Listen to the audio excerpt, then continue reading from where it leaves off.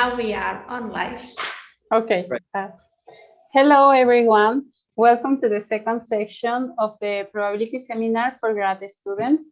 The idea of this seminar is that active areas of research in probability would be accessible to grad students.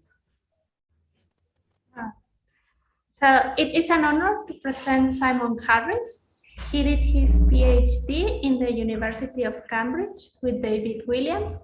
And after that, he moved and worked for several years at the University of Bath. He was one of the founding members of ProLab, the probability seminar of that university. Since 2018, he is an associated professor of probability in the Department of Statistics of the University of Auckland, New Zealand. He has been working with coalescent processes and fragmentations, and his main work is in branching processes and how to use them in order to study the FKPP equation and the neutral transform equation to analyze nuclear reaction. I have to say that I really like his work. So thank you very much, Simon, and I hope that everyone enjoys it. Thanks very much for the very nice introduction, Sandra, and it's a pleasure to be able to speak to you today. So as Sandra was saying, I've worked quite a lot in branching Brownian motion, which is the topic of today's talk, although more recently I've been working more on coalescent stuff. So I'm slightly rusty on the BBM, so I had to reread this paper and try and remember what we did, because it was a few years ago now. But anyway, I think I remember most things, but I'm sure you can catch me out if you try. Okay, so what I'd like to talk about today is branching Brownian motion, where there's going to be absorption at the origin. And that's also going to be very closely related to the all-time minimum of a standard branching Brownian motion where there's no killing or no absorption. And all the Brownian motions I'm going to consider are going to have drift. So the work that I'm going to present today is largely found in a paper in the Journal of Function Analysis published in 2017. And that was a joint work with Julian Beresticki, who's Oxford in Paris, Eric Brunet in Paris, and Piotr Milosz, who's in Warsaw. So this came about actually during my sabbatical when I was in Paris visiting Eric, Julian, and Piotr was visiting Bath and then Paris. Okay, so let's start. Oh, I want to change to single page. So I'll just go over the basic model. So I want to talk about branching Brownian motion absorbed at the origin. So what's the model? So I'm under the probability law Px. My BBM with absorption is going to evolve as follows. First of all, I'll start with one particle at x. So that's my initial particle at some position x, which is positive. And then each particle that's alive is just going to move as a Brownian motion, but I'm always going to have some drift mu, which could be positive, could be negative. So here, let's imagine a drift, that should be a mu. So there's some drift downwards for this particle. And then after some independent exponential amount of time of rate beta, there's going to be, it's going to branch into always binary. I'm always going to do binary branch into two offspring as here. However, if it ever gets to the origin, if the particle, so if this child ever touches the origin, it's going to be absorbed. So there's a couple of ways I can interpret this. Mostly I'll be thinking of absorbing them. So when they hit the origin, they just like freeze and stop there. They still exist and they just stop whenever the particle hits the origin, they just get absorbed and frozen. However, there is a model where you can think of Brownian motion with killing, and if they ever touch the origin, they vanish. So that's what I mean by kill Brownian motion. If they hit the origin, they actually vanish. They disappear into their death state. And of course, whenever there's a birth, so there's another birth here into 2, or is binary branching, these are the 2 offspring move off independently from their birth position and replicate the parent's motion. Okay, so that's our branching Brownian motion absorbed at the origin. So killed or absorbed, obviously closely related. Branching Brownian motion, it was a seminal paper by Keston in 1978 that looked at killed BBM. Myself with John Harris and Andres Cipriano also looked at some survival probabilities, and there was also works by Beresticki brothers and Jason Schweinsberg about the critical case. Pascal Maillard has also done some very nice work on the BBM with killing or absorption. There's also analogues for branching random walks instead of the branching Brownian motion, and there's many really nice papers by, for example, Derrida, Simon Jafwell, Nina Ganter, Un Shi, and Eli Idacon. So there's been plenty of activity in this area. I must say I haven't checked what's happened so much recently, so there's probably been some further advances since I last looked. So I've probably missed a few others off there. So just to re-emphasize, sometimes I'm thinking about BBM with absorption. Sometimes I'm thinking about BBM with killing, where I actually remove particles that hit the origin. But I can construct both of them out of a BBM with drift. So I imagine there's an underlying branching Brownian motion, right, which goes on and doesn't care about the killing. If I construct that BBM, then I can make, given that BBM that's got no killing, just the standard BBM with drift, I can construct the absorbed or the killed one by just deleting the bits of the path after they've hit the origin.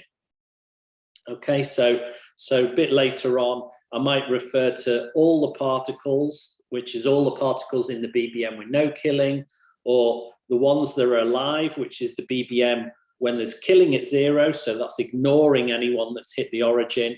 Or I might talk about the number of particles that are both alive at time t, which is these ones here, plus the ones that have been absorbed, which is these circles down there. So there's several ways we can look at the thing. But whatever, given any particle in any one of these collections, there's always a unique ancestor that goes back in time. And that path is xu of s. That gives the spatial position. Okay, so mainly going to be interested in the total number of particles that get absorbed at the origin. So I'm mainly going to focus on that. I'm going to call that K infinity. So KT actually is, I'm going to define to be the total number of particles that get absorbed at the origin. So when they hit the origin, they stay there, they get absorbed. The KT is the total number that get absorbed by time t. And I'm going to look at, first of all, let's look at the this function WTX, which is the probability starting from a single particle at x, that there's nobody's been absorbed, nobody's hit the origin by time t. So that's the probability that no particles absorbed by time t starting from initial ancestor at x. If you think about it, that's exactly the same for a standard BBM with no killing. That's the same as the minimum over 0t being strictly bigger than 0. Means nobody's got there yet. Nobody's got to the origin yet. Or written another way, that's the probability, the minimum of the leftmost particle in a BBM with no killing or anything is strictly positive. So nobody's been absorbed yet. We've avoided the origin completely. So it turns out, and it's not too hard to see, that this probability that nobody's been absorbed at the origin, it's going to satisfy a certain FKPP equation, where the time derivative, the derivative in time, is going to be given by, well, first of all, we've got a Brownian motion. The starting position is moving as a Brownian motion, so we've got the usual generator of the drifting Brownian motion there, so that's the half second derivative plus the drift times the first derivative. But we've also got branching going on in time. The branching rate is beta, and now if you do branch, you have to replace, what happens, you branch into two individuals, and if you don't want anyone to hit the origin, and you just branch into two individuals, then neither of those can hit the origin. Neither of those can have any ancestors that hit the origin. So that's the same as starting with two particles, and the probability that neither of them independently goes on to have anyone that hits the origin. So that gives you a square term, and it's the rate of change. So you replace the one that you started with the two. So you can see this is from the branching, and this is from the Brownian motion aspect. So it's not hard to convince yourself of that our function should satisfy this KPP equation. Of course, it's got an initial condition at time 0 of being 1 for all x, because for all x positive, because you can't get there. And also if you ever get to the origin, if you start at the origin, then you've failed in anyone hitting the origin, so it's 0. WT 0 is always 0. So we've got an FKPP equation that we can look at, and we can start to think about how this evolves as time goes to infinity, to understand the total number that ever get absorbed. So there's basically three cases of interest, three different cases. The first case is if we've got a very strong drift, negative. So what happens in a BBM is, actually for a BBM, you end up filling out a triangular shape almost surely. So if the drift is mu, you'll end up being inside a triangular shape whose topmost edge is at mu plus root 2 beta, and whose bottom edge is growing with in time with gradient mu minus root 2 beta. So you're basically filling out this triangle shape with slope plus or minus root 2 beta, but centered about your drift. So that's why you can see if mu is very negative, then this entire triangle is below the horizontal line. So eventually all the particles are going to end up getting killed and absorbed at the origin. Everybody dies. So the process will become extinct almost surely, and that means we're going to get at least one individual absorbed, but probably more. So that's also going to mean that the probability that nobody is absorbed is going to decrease down to 0 as t tends to infinity. So we start off with a function that looks like 1 everywhere, apart from the origin, and then rapidly, immediately, it's going to decay down. For small time, it's going to suddenly start decaying down. As time increases, it's going to decay down further. As time increases more, and it's going to start smoothing out. And also this flat bit at the beginning is going to get longer and longer and longer until it starts basically being pretty close to 0 for a very, very long time. So it's going to tend down to 0 for any fixed x as t tends to infinity, corresponding to the fact that eventually somebody's going to get to be absorbed. So that's the case when the drift is very strong down.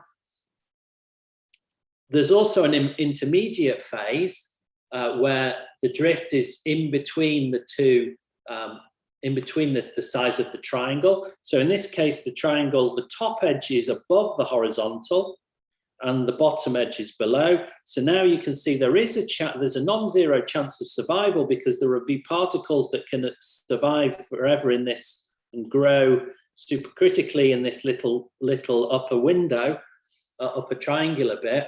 So there is a non-zero chance of survival. If it does survive, there's going to be infinitely many particles that grow, and there's going to be infinitely many that end up near the origin. So the event of surviving is going to be identical to the fact that infinitely many get absorbed at the origin. But if it dies out, it is possible that the first particle could just go and die out straight away. So you can, if the process becomes extinct, then you can get a finite number of individuals as well. Whether in either case, whether the process survives or not, again, you're going to get the probability that no particles absorbed by time t decreases to zero. So again, you get this kind of traveling, these waves. The solution to the PDE ends up flattening out and tending down to zero. So the third and final case is the case where mu is greater than or equal to √2 beta. So this is going to be the case that we'll be mainly interested in.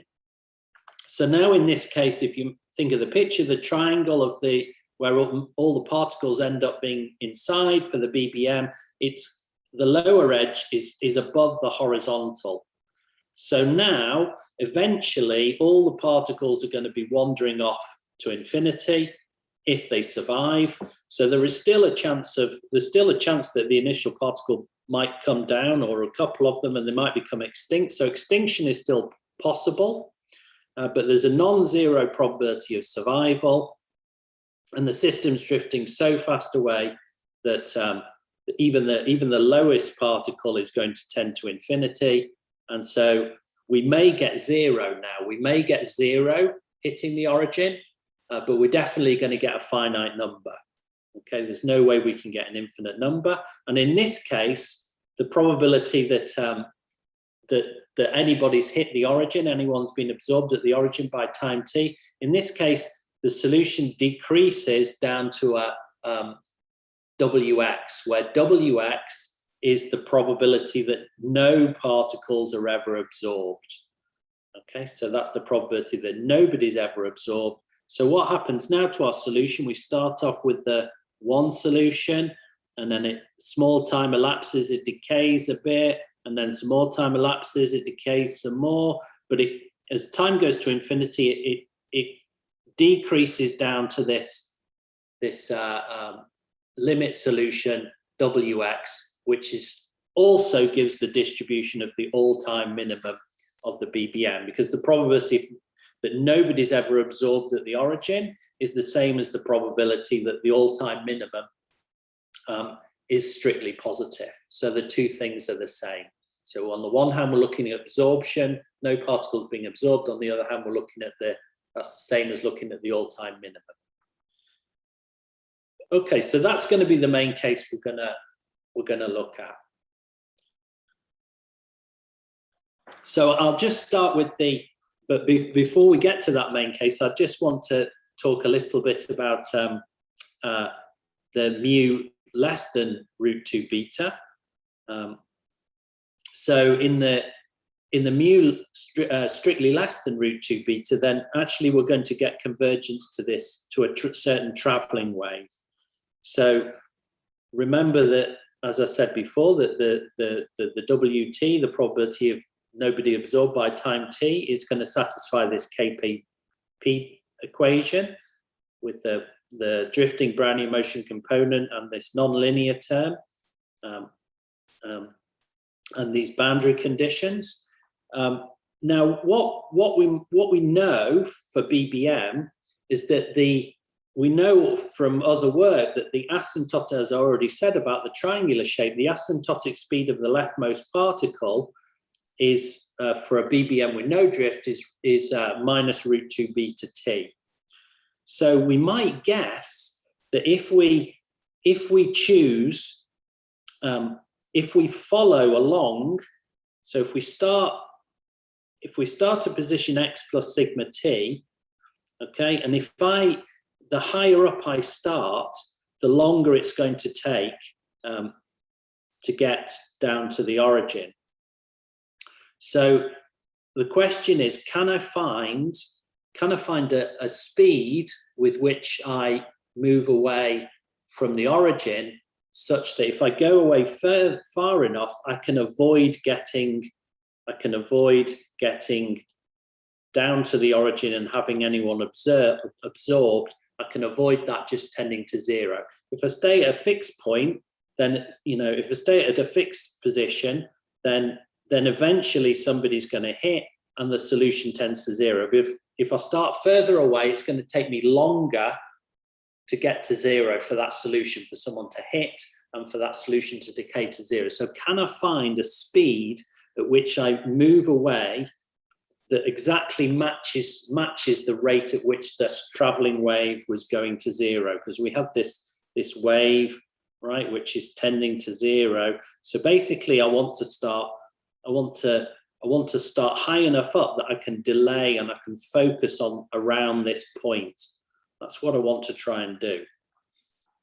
So we might guess, because of the speed of it takes approximately, because the speed of this is basically mu minus root 2 beta. If I choose this sigma to be root 2 beta minus mu t, then I might hope that I can kind of catch the time.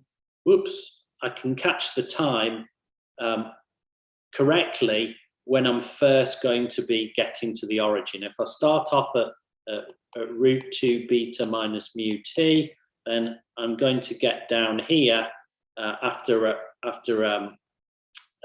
reasonable amount of time. I'm going to live for quite a while. So roughly speaking, if I put WTX, if I look for a solution WTX of the form theta minus sigma t, so this is a bit like a traveling wave solution. If I look for a solution in here of that form, then the t derivative here just brings the sigma dot out in front and a theta dashed. And I'd want that left-hand side then to be approximately equal to the right-hand side. And if I've chosen my sigma to be this linear function of t, then the sigma dot is going to be approximately this root 2 beta minus mu t. So now you see I've just got something that looks like a more classical traveling wave equation.